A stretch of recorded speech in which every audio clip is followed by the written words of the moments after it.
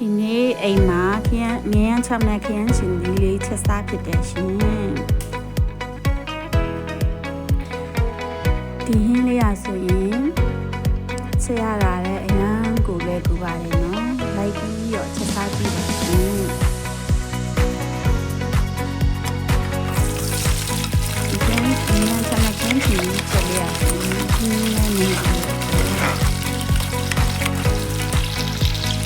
ဒီရှင်မလေးလိုက်ပြီးတော့ချက်စားကြည့်ပါနော်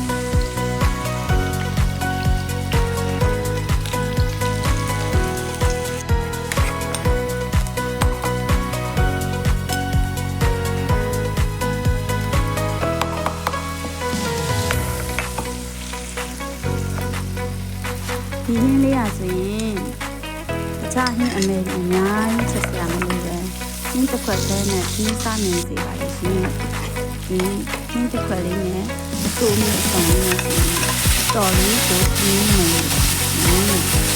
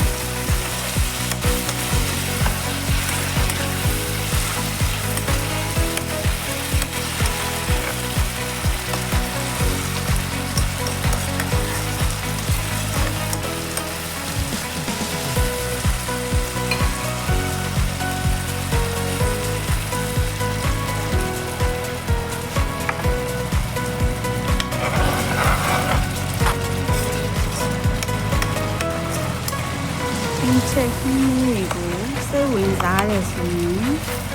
ဒီကင်းမမီ channel လေးကို like and subscribe လေးလုပ်ထားပေးပါအောင်ရှင်